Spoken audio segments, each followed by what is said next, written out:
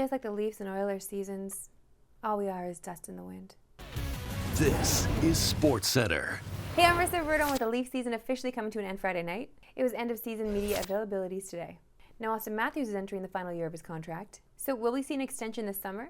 My intention is to be here.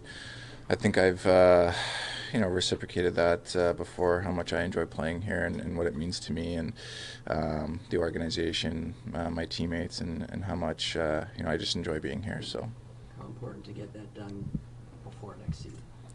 Yeah, I think that it's important, and it'll all kind of work itself out in due time, and just kind of go from there. But as far as everything else goes, I mean, it's like I've said before. I mean, I really do enjoy playing here, and it's a true honor. And the work that we're putting in to obviously continue to strive for that end result is extremely motivating. Matthews also reflected on the regular season and discussed what it would take to get over the hump in the playoffs.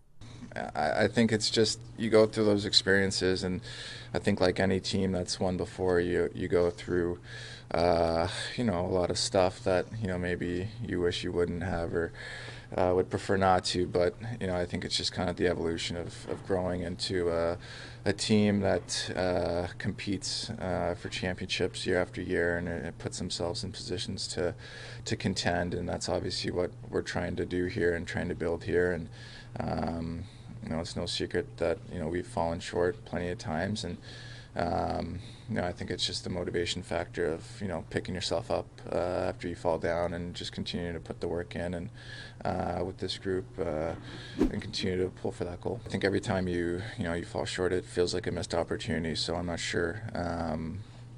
We played Boston and they go to do the final, play Montreal, they go to the final. Obviously, you look at those and you think of missed opportunities, but in the end, when you lose and your season's over, and you kind of think of it that way, I guess.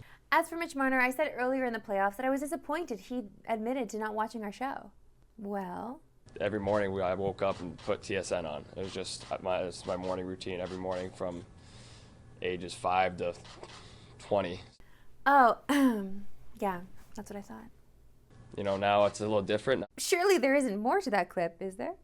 I don't do that at all, really. Try to stay away from it, to be honest. Can you just delete my last gloat fest, or is that not possible? Well, Canada, it's officially been 30 years since one of our teams has won the Stanley Cup. The Leafs were eliminated Friday, while the Oilers made it all the way to Sunday night. Both teams are disappointed, and the speculation has already started on what to do in the off-season. Now, obviously, there are plenty of extreme takes from blow both teams up to run them both back. And quite possibly the most popular suggestion, some kind of swap of Matthews and Marner, McDavid and Draisaitl. But it's easy to fire off a quick and silly tweet, so we've taken a quick dive into some of the most insane trade suggestions we could find on Cap Friendly, where they actually had to make the cap work. Now here are the top 5. And just one more caveat before you chirp us in the comments. We know how unrealistic these trades are, we're just kind of ripping the people making them, okay? We're here with you, we're in this together. Insane trade suggestion number 5 from a Leaf fan.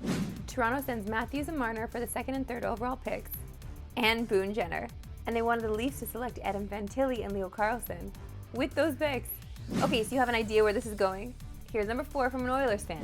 Xavier Bourgault, Philip Broberg, Jack Campbell, Carter Savoy.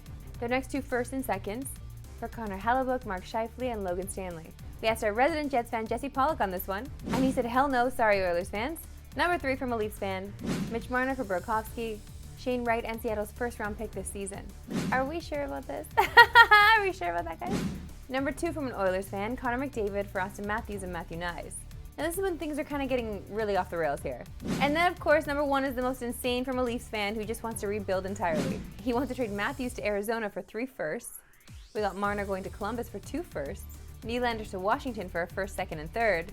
And perhaps the craziest part of this trade, they want John Tavares to waive his no-trade clause to go to Buffalo in exchange for Casey Middlestat. I feel like that one was done with spite, and someone who is really bitter about how the season ended. But you know what, to be fair, the team does cause a lot of emotion. Both Oiler and Leaf fans, a lot of emotions just riding high right now, so let's just ride the wave. Because it's gonna be a wild summer for a lot of Canadian teams. It's the 2 best words in sports, Game 7. Like I've always said, Game 7 is the best 2 words. See, when I say it, it's like, oh, okay, I guess she's right. But then when LeBron says it, it's like, oh, it's gotta be true. But tonight's the night, Game 7 between the Kraken and Stars. and this series, when Seattle wins, there's going to be a lot of goals, as they're averaging 6 goals a game in their wins. But as a whole, this series has been a goal fest, averaging 8.17 goals per game, with 4 of the 6 being 9-goal games. So if you know this show, then you know where we're headed next. The total for tonight's game is set at 5.5, with a little bit of juice on the over. But if the last 6 games have taught us anything, you know which way we want to bet. To the association, and after a beatdown yesterday in Game 7 by the Celtics, the conference finals are officially set. And we've got Boston and Miami in the Eastern Conference, and the Lakers and Nuggets in the West. Meaning everyone who said the bubble season doesn't count and was fluky can officially shut up, as we have the same conference finals we had 3 years ago in Florida. Now, I said the Celtics beat down the Sixers, and that was no exaggeration, as Jason Tatum did whatever he wanted, setting a new NBA record for points in a Game 7 with 51. Now, this is a pretty fresh record, as Steph Curry just set it with 50 in the first round. Now, looking at the odds, it seems that the Western Conference is going to be a much more competitive series, as the Lakers are plus 130 and Denver's minus 155, while in the East, the Celtics are overwhelming favorites to go back to the NBA Final. Now, LeBron in the conference finals is one of, if not the best ever, and he's only lost 1 series in his long career, while putting up some absolutely wild stats.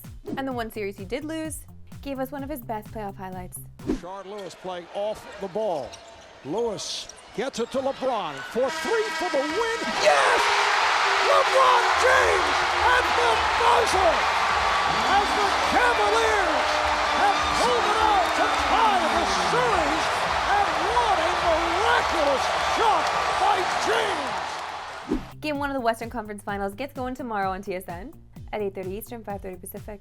But before that, it's the NBA Draft Lottery at 8 Eastern, 5 Pacific, as the fate of one team will be changed forever, and Victor Wembanyama will finally find out where he's heading next season.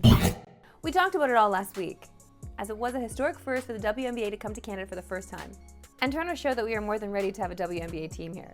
But don't just take my word for it here, let's go deep into the experience with another installment of Roberto on the Go. We are returning to the scene of the crime, though. Right now. which is an issue. We said we weren't going to talk about the Leafs, but then we ended up returning to the place where the Leafs ended up breaking our hearts. Luckily, today was different. This line to buy merch. The women are here to cleanse, and there are so many legends here.